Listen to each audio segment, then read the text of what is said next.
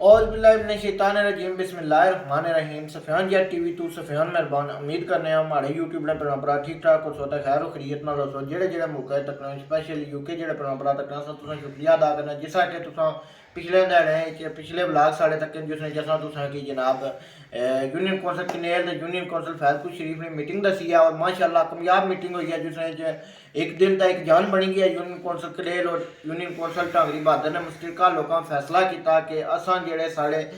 मलकीती रकबे न असां वो वापटा कि ना देने और ना ही असां वो वार्ड हो देने जिसने साढ़े जनाब अली बड़े बुजुर्ग शख्सियात सन जो ना उसने जनाब सियासी और समाजी शख्सियात सन जो ना उत्थे तकरीर की है और उस तो बाद साढ़े जनाब इलाका ने जनाब पीपल्स पार्टी का जुना तलक है सियासी कारकुन जनाब सदर बिशारत साहब उन्होंने जनाब कोई यूनियन कौंसल कनेल यूनियन कौंसल फैजपुर शरीफ ने खिलाफ बयान दिता कि ये जनाब कियां कट्ठे हुए चाचू जान तुसा हक बनना सी इत्थे मीटिंग शामिल होना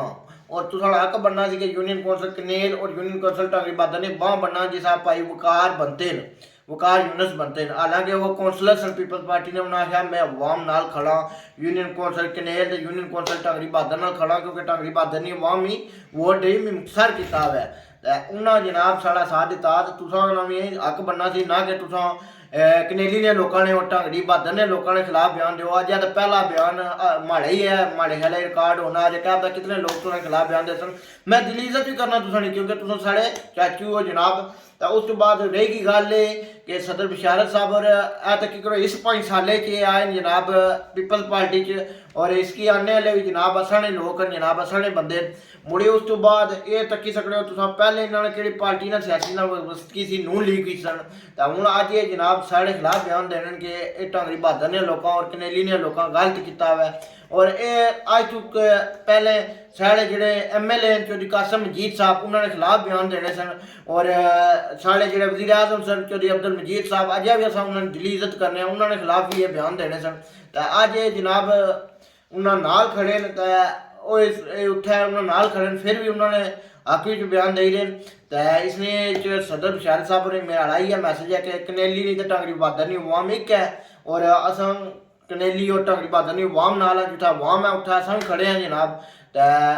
जिसा कि पंजाबत साहब और मैं शुक्रिया अदा करना उन्होंने यूके तक वो दियारे गार ही रही क्या उन्होंने ढांगरी बहादुर कनेल की अवाम की दिता है पैगाम के असा एक ये जो रकबे साढ़े बावजदात ने मलकीती रकबे ना ही खादसा रकबे साढ़े इतने पक्के नंबर और साढ़े कब्जे च रहे साढ़े बड़े बुजुर्गों चरागां सन जेह्ड़े इत्थे